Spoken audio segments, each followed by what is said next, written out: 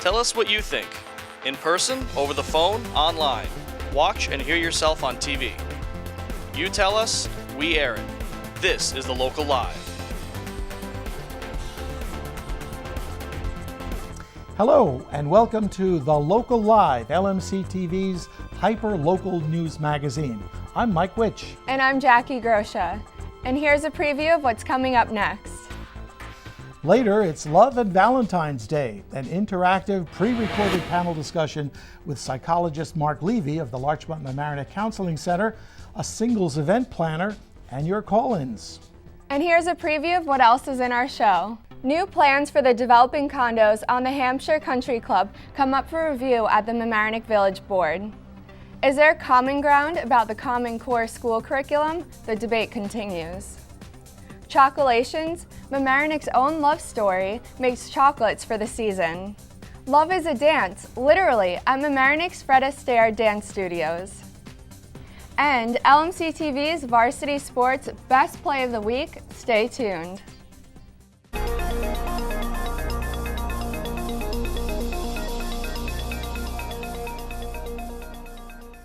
Hampshire Country Club is continuing its controversial efforts to develop and rezone its property and build either 121 units of high-end luxury residences or 106 single-family homes on the existing golf course. Senior project manager Thomas Nappy was quoted in The Loop saying that the golf business is no longer a sustainable business. Developing the property requires approval of the zoning change. Opponents claim that a residential development changes the character of the neighborhood, creates traffic problems, which Hampshire denies, and poses a potential danger to future residents because of past flooding. You can watch current, live, and archived zoning board meetings on LMC TV. Check our website, lmctv.org, for schedules and links. Common Core isn't finding much common ground here with parents, educators, and now politicians. New York State's education initiative to standardize curricula and testing faces challenges by bipartisan leaders of the New York State Senate and Assembly, who say they will push for a moratorium on the Common Core testing intended to measure both student and teacher performance. At last month's meeting between the State Education Commissioner, John King, and the Senate Education Committee, local Senator George Latimer told the commissioner, "As committed as you are to the Common Core, I am equally convinced we need to delay." At last December's Coffee with George, with Assemblyman Steve Otis and County Legislator Catherine Parker, there was a big turnout of parents, educators, and administrators upset with the Common Core rollout, especially the testing, reporting, tracking, and privacy issues. A new battleground may be the upcoming appointment of new Regents Board members, as 4 incumbents are reaching the end of their 5-year term.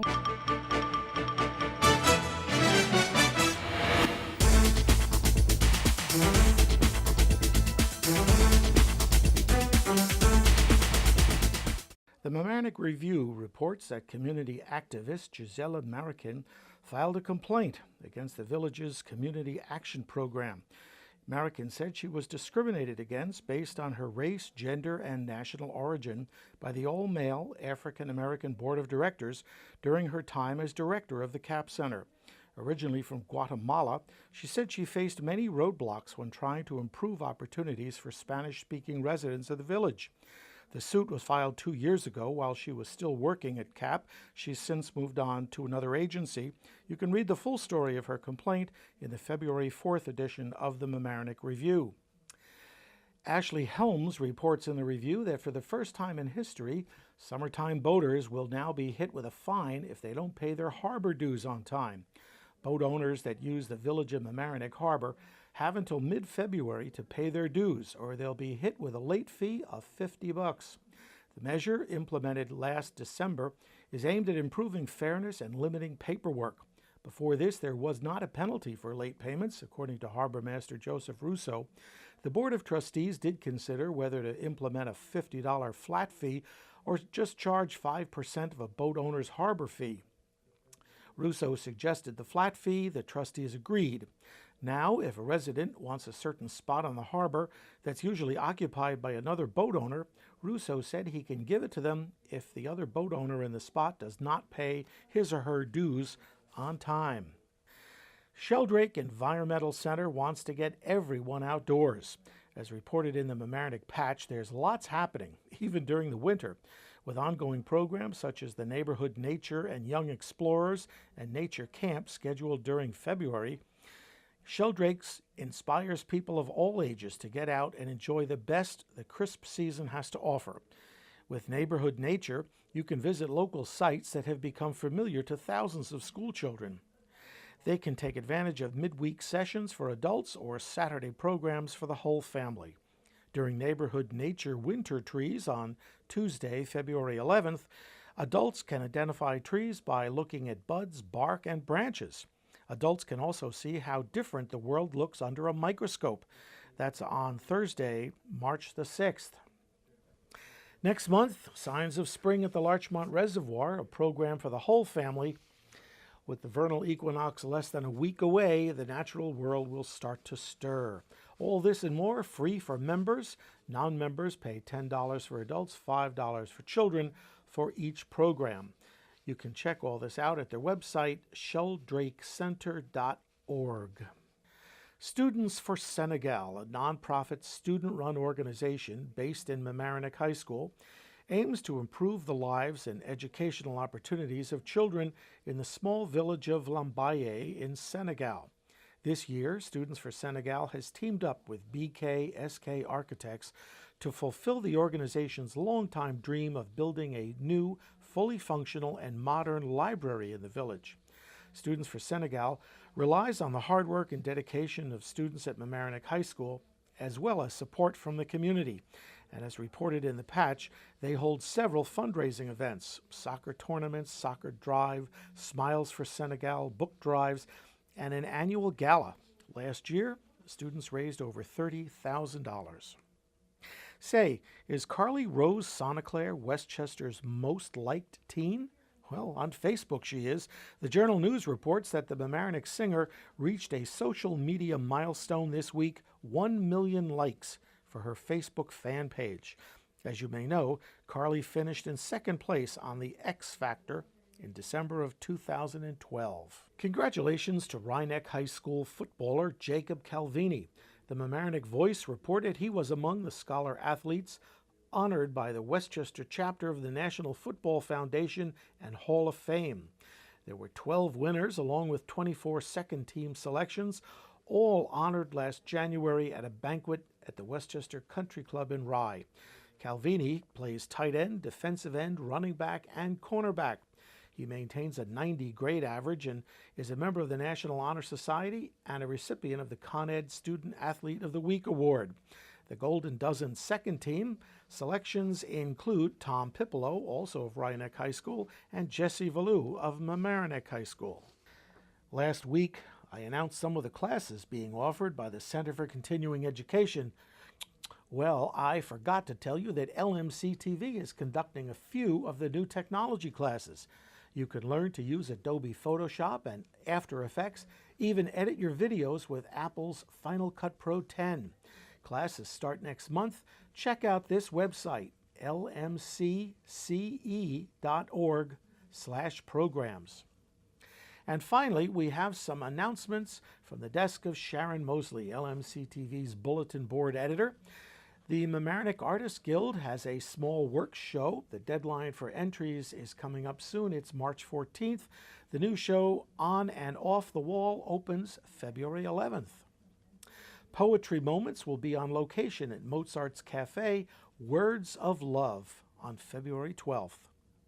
Westchester County online camp registration for county parks starts February 11th. And the town of Mamaroneck permits ice skating at Gardens Lake. That's when it's cold enough. Mamaroneck Library starts a series of seminars for small business owners. One called Find Out How the New York State Benefit Exchange Affects You. It's all made possible by the Westchester Library System and the Westchester Business Council. And the Mamaroneck Sidewalk sales start next month on April 10th. That's all in the media.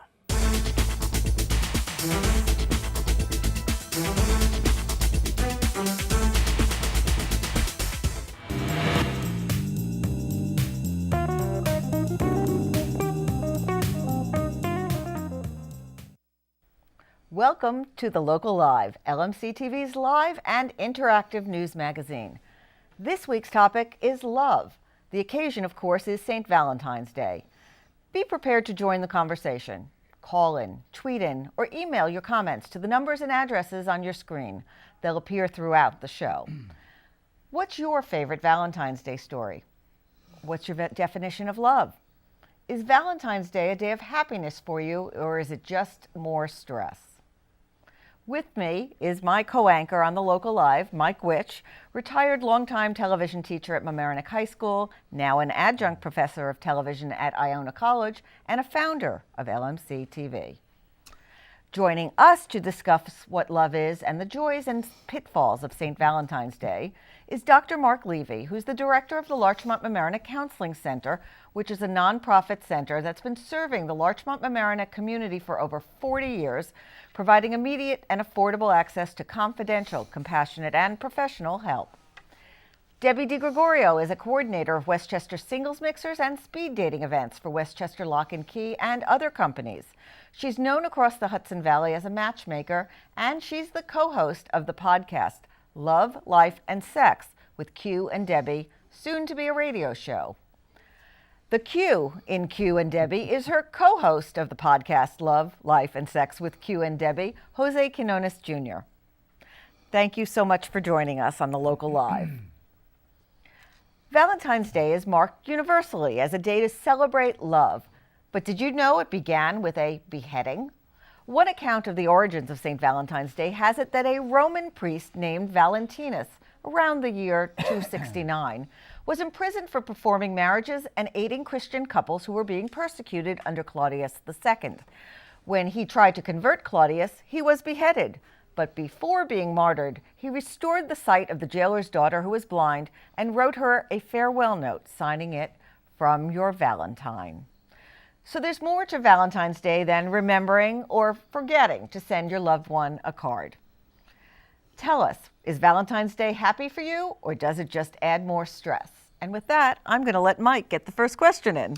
Well, you just have to keep your head about you for Valentine's Day. I guess so. I want to ask, Mark, I've known you for a long time, and as the director of the Community Counseling Center, you've seen and talked with many couples, hundreds of couples. What are some of your observations through the years as it relates to Valentine's Day, perhaps? Well, I would say I have a few observations. One being the potential for intimacy, that the opportunities are there and the steps aren't taken. So if there's one thing I'd want us to discuss tonight is how do we help people take those steps to get out of their safe zone, create some new connections, deeper their current connections.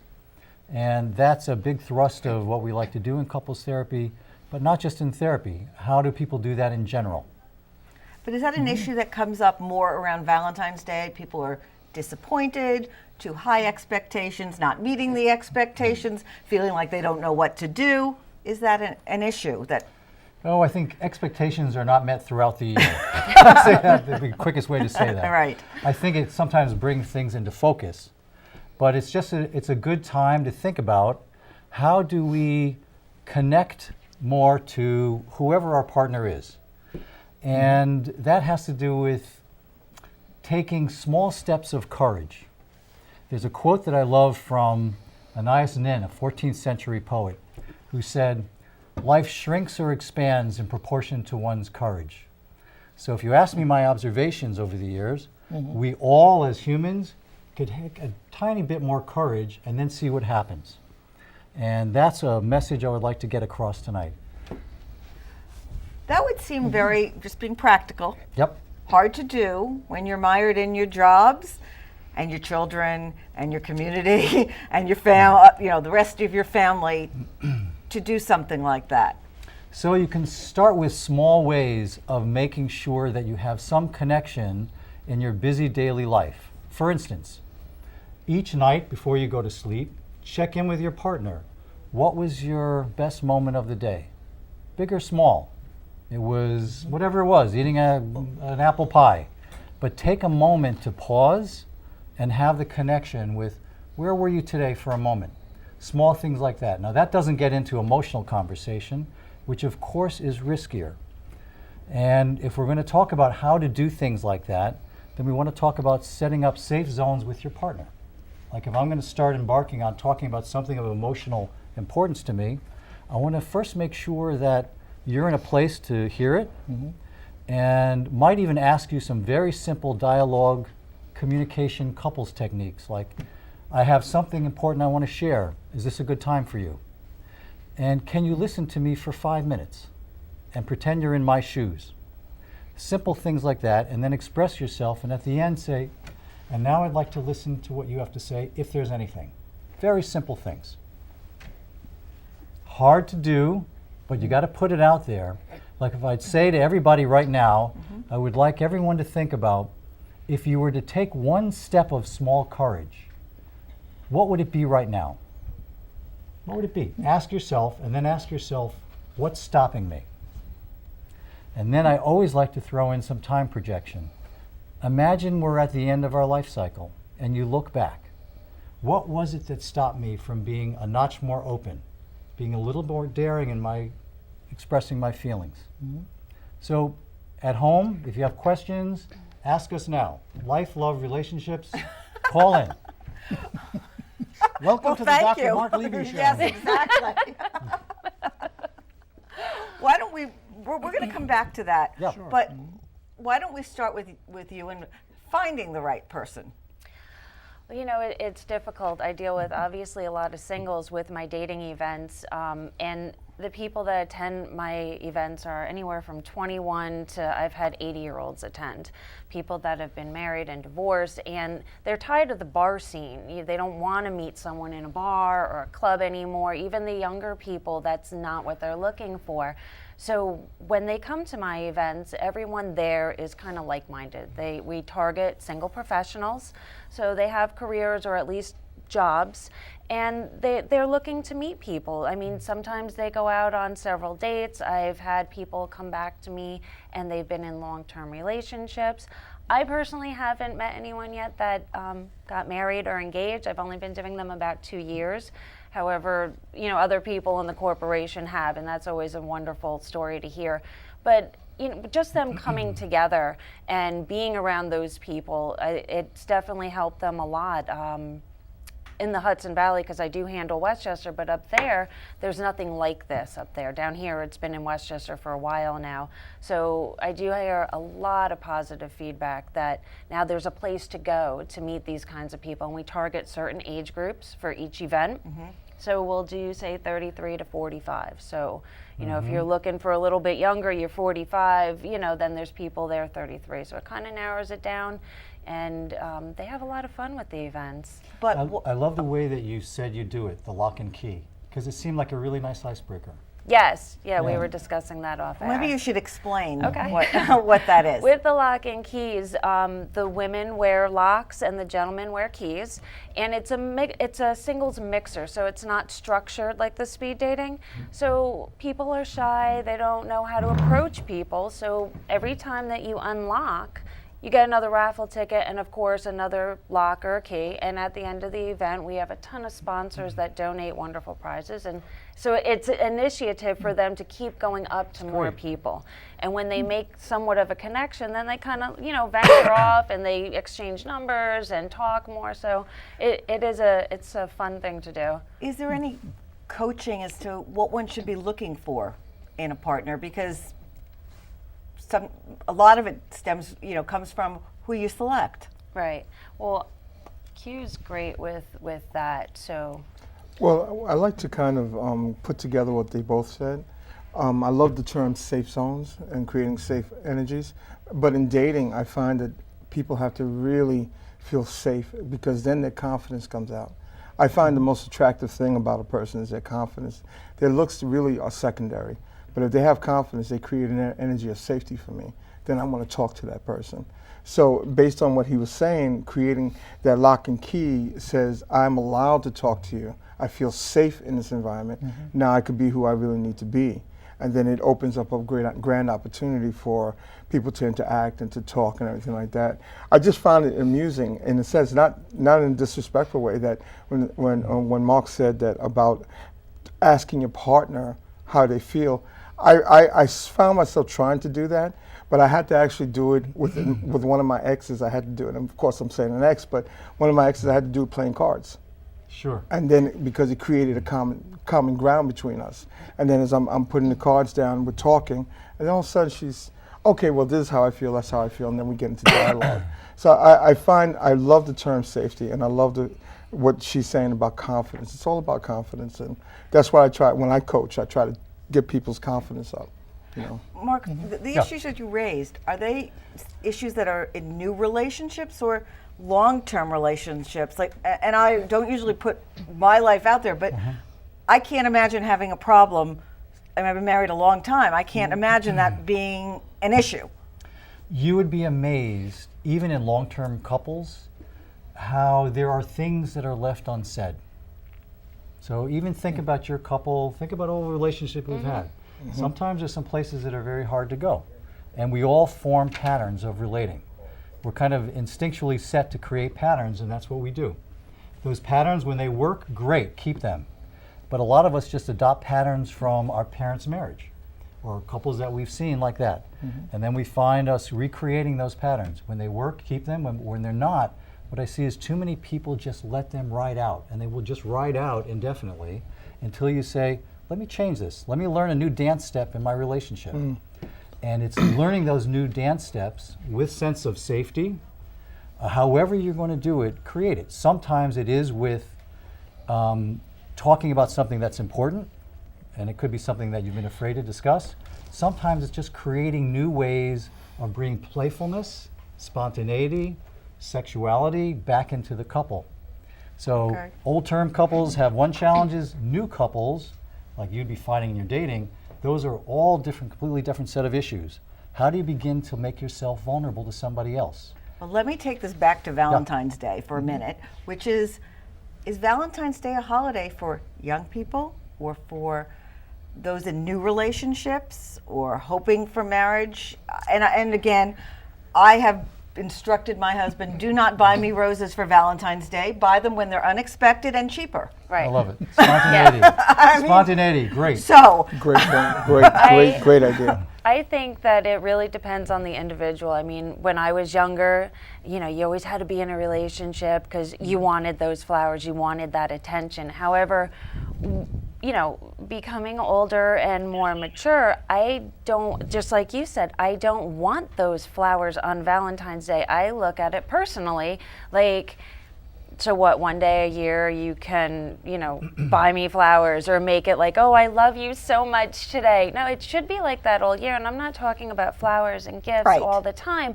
But if you happen to be out and, oh my gosh, you know what? She would really like those flowers. Then bring them home. Not because I'm mad at you or because it's a Hallmark holiday. But I think that in a new relationship especially, women kind of expect it. And men, I think it's very stressful more for a man because they feel put on the spot. Well, if I take her here for dinner, is it going to be good enough? What are her friends going to say?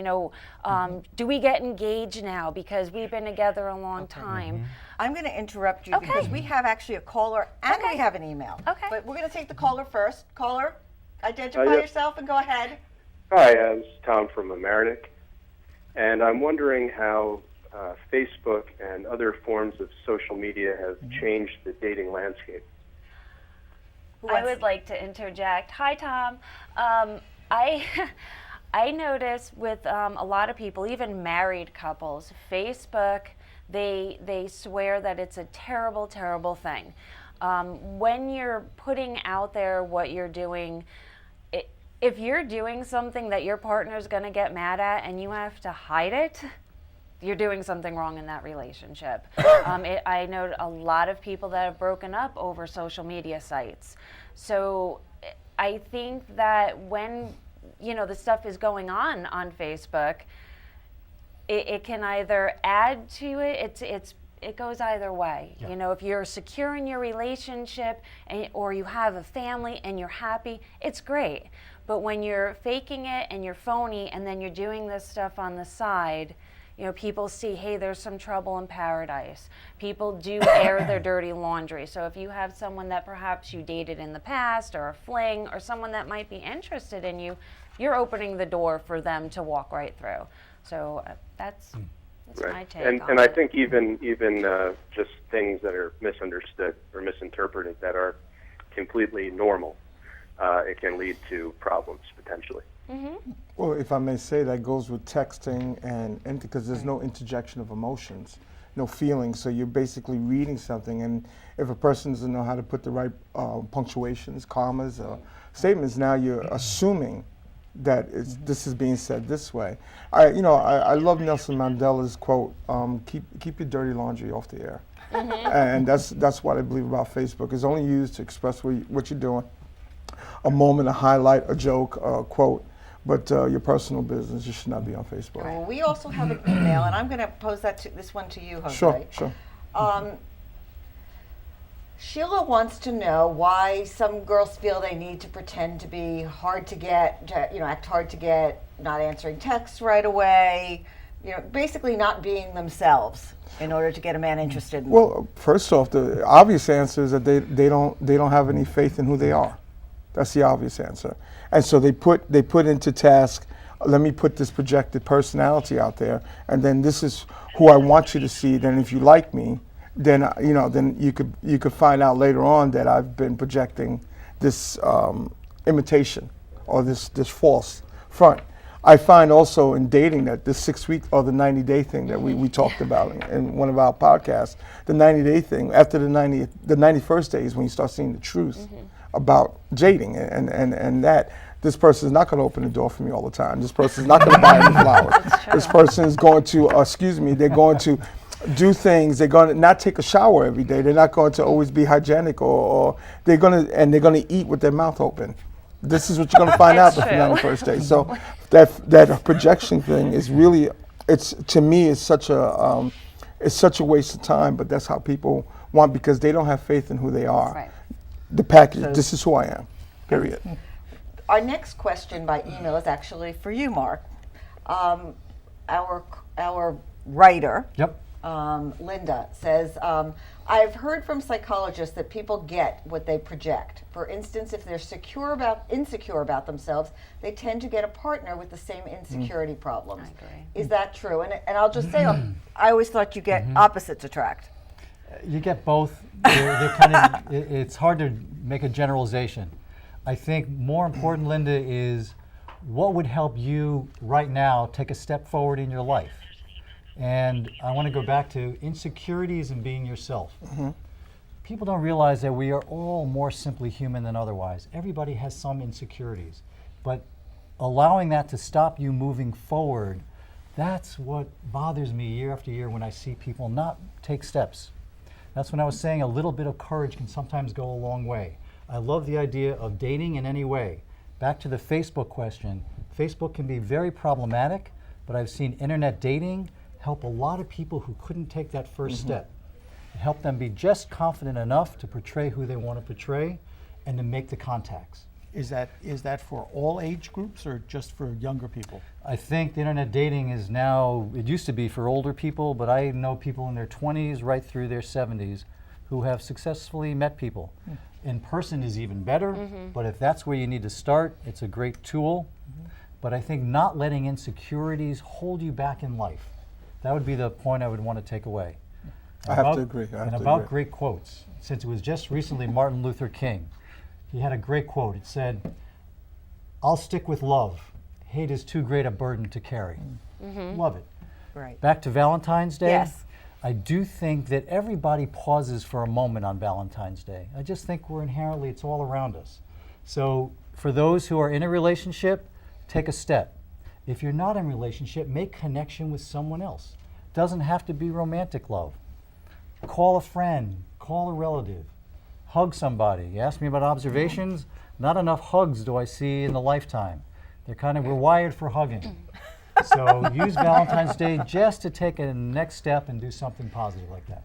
I want to ask a question that's on the lighter side. What should you not do on Valentine's Day? Who wants to take that one first? Mike?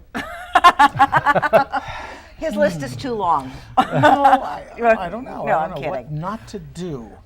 Or say. I think not to do nothing. I would I say wanna the do something. expect. Don't take Expectations. whoever's in your life for granted. Yeah. Don't take them for granted. Use it as a moment to appreciate who you have. Yeah, I would say don't have too many expectations. Some people, like we had said before, they view it differently. I kind of view it like it's that Hallmark holiday, but then my partner's like, oh, let's go do something. And, so when he heard my response, he was kind of let down a little bit, so just kind of take it as it comes. If you want to do something fun, but expectations follow with disappointment. That's true. Anyone have a favorite Valentine's Day story? I think I have one. Okay, that sounds good. Well, I am keeping it. One of my favorite stories is one time I had created this wonderful event, and the person, I expected them to come from work, and I had cooked for them. I had put the flowers out. I had everything done properly. She comes home with her best friend. And I said, oh, but here was my responsibility. I didn't ask. I assumed that this is the way it was going to be.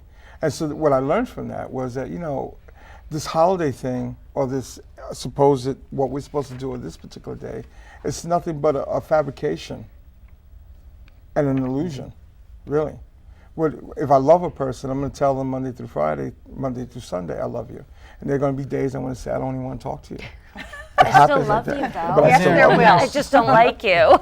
And there's some say much is an illusion of all that we're doing here. But I love what Picasso said. Love is the greatest refreshment of life. So however we bring love into our lives, guys, let's go for it. Are you writing a book of quotes? I was thinking the same thing, a coffee table love book. it. We have one more email question from Cynthia, who doesn't say what country she's from, but presumably is from a different country. Girls that are forward with guys are bad and not good for girlfriend or wife material. Here, she sees a lot of girls chasing guys. How good or bad is that to be taken seriously in a relationship?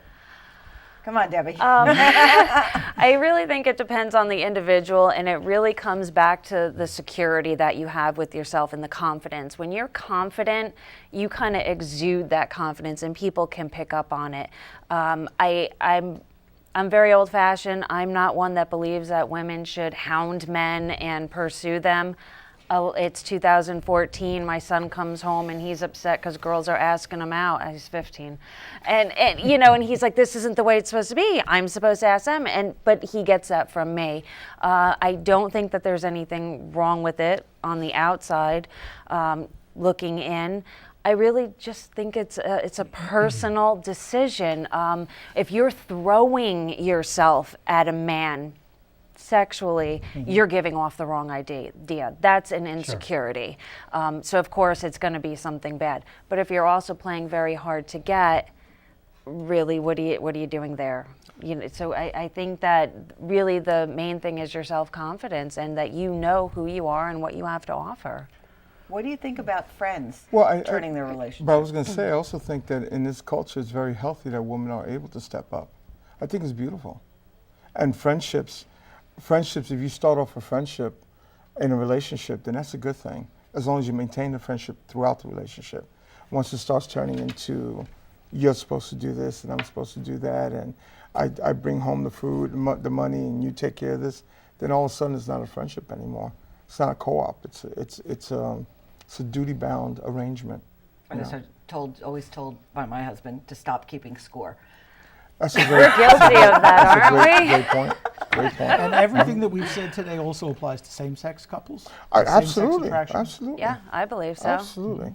Nothing different. I mean, there shouldn't be anything different. Absolutely. I think there are some differences, but not for here. In other words, I think, especially with younger gay men, I think some of the dating game has some different rules to it.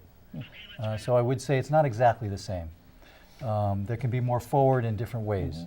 I think when you go back to a woman throwing herself at a man, I totally agree. It's giving the wrong signal. It's coming not from a good place. And she would want to ask herself, what's that, is this really going to get me what I want? This sounds like a And we have a caller for our discussion on Valentine's Day. Caller, are you there? Yes, I'm here. Hello. Hi. What's your name? Julia from Harrison. Hi, Julia. What's your question? I was just wondering, I was, listening to the show, and it seems like you are all advocates of Valentine's Day. And I want to be quite honest, I'm not a big fan of Valentine's Day because I was just wondering, and I guess that's also my question, is how can you actually justify, looking at some of the statistics that an average annual Valentine's Day spending equals about $13.9 billion? How can you justify spending a lot of money that day when you look at the big picture and, the kind of poverty that exists on, this entire planet? I guess that was my question. What Go ahead, people have to say about that. Thank you, Julia. Julia, it's a very good point, well taken. So first I want you to hear we're pro-love and taking steps of courage, not necessarily spending money on Valentine's Day. Because the inequality in the world and poverty, your point is very well taken and it's very deeply appreciated.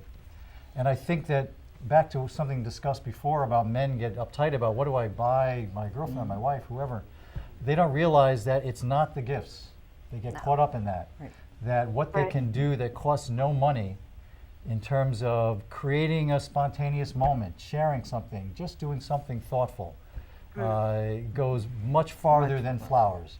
And to your caller, I appreciate where your sentiment is coming from because it means you've got principles and ideas of us not wasting money on things that when they're more important. So I hope you vote.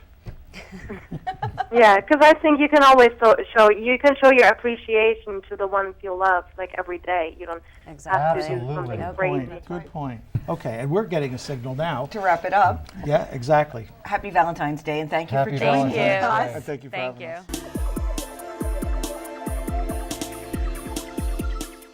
Hey guys, you're watching the local live. Stay tuned.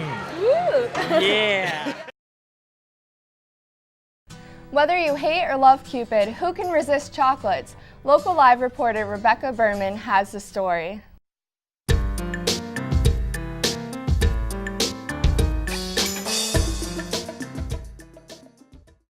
Valentine's Day is almost upon us, which means love is in the air. Whether you're single and ready to mingle or already been hit by Cupid's arrow, I think we can all agree that chocolate seals this holiday with a kiss.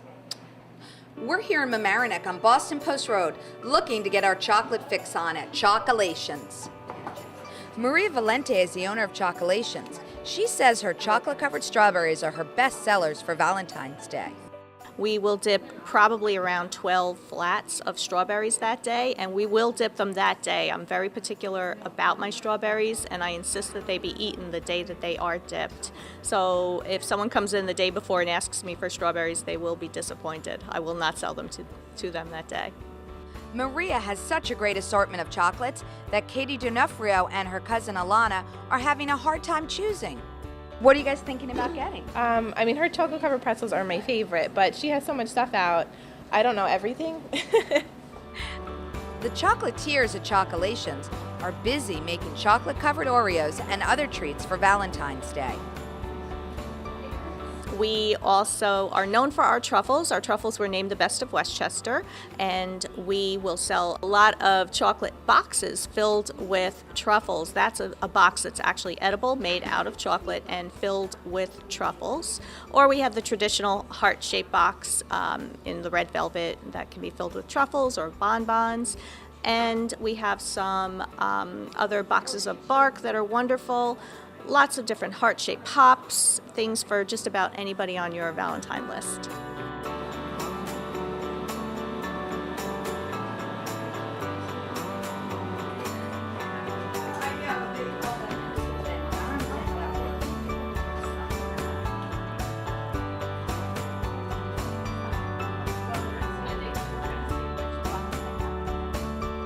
Maria, so I'm thinking maybe you can teach me how to make something.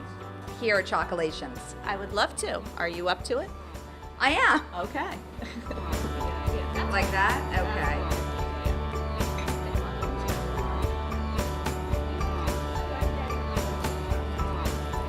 Okay, I think I am now a pretzel decorating artist. Only one thing left to do. Eat it. Okay. That was amazing. If you haven't gotten that special someone a Valentine's treat yet, you might want to hear this. Traditionally, we have always extended our hours on Valentine's Day until the last man has purchased something for his wife so that he doesn't go home disappointed and she doesn't get really mad. Have a sweet Valentine's Day. This is Rebecca Berman for the Local Live.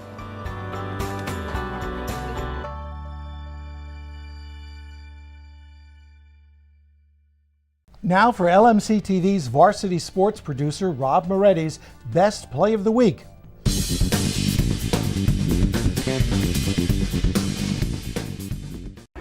14. And that one is good. Bianco, yes! Not to sound too much like Marv Albert, but 2 in a row there with that yes call. Well, he's got a block now, too. Garcia blocked it. Bianco's got it. 6 points on the day from the senior Bianco. 50. Bianco, the jumper is good. Senior's got 8 on senior night.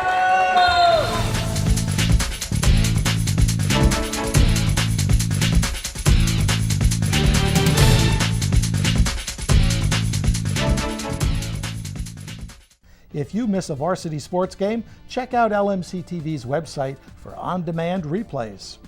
Hi, Norm Roseboom here, speaking for Local Live, one of the greater programs on LMC TV, and we want you to watch it.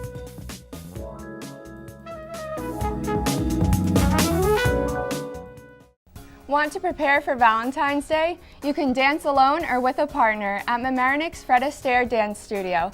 It's in the spotlight. The Local Live's Don Julian reports.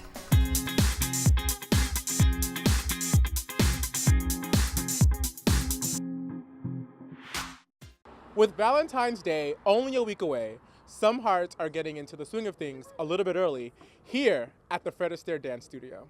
Let's check it out. World-class ballroom dancer and U.S. Mambo champion Katerina Angelone is owner of the Mamaroneck Fred Astaire Dance Studio.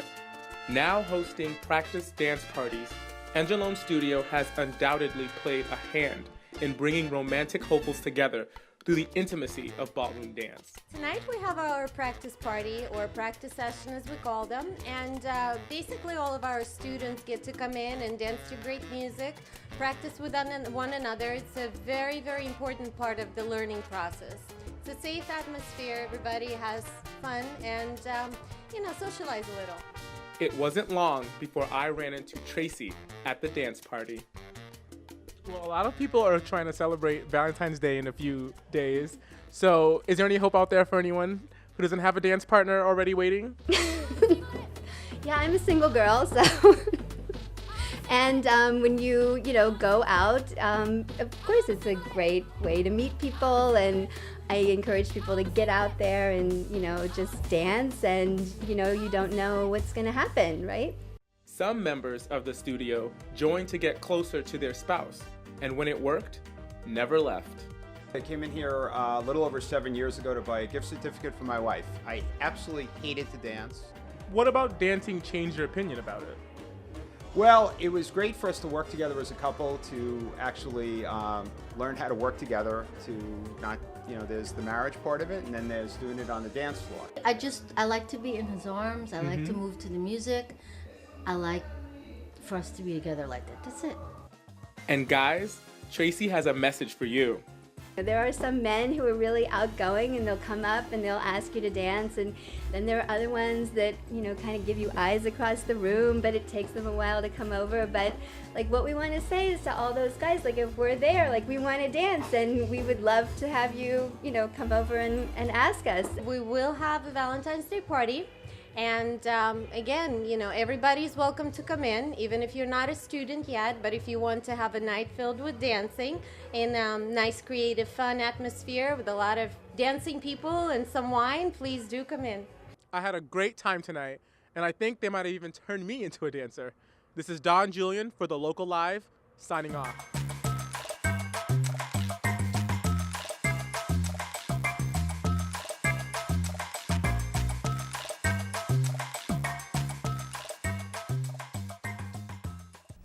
That does it for tonight's show. I'm glad you could join us. Please tune in next week when our live segment will be discussing the impact of Pope Francis's recent apostolic exhortation, where he criticizes income inequality as a major problem. Watch our website for details. But wait, did you know that dogs love Valentine's Day too? Let's say goodbye with a dog saying I love you. Bye. Bye-bye. See you next week. Stay friendly, Bamaranek, and classy, Larchmont. I love you.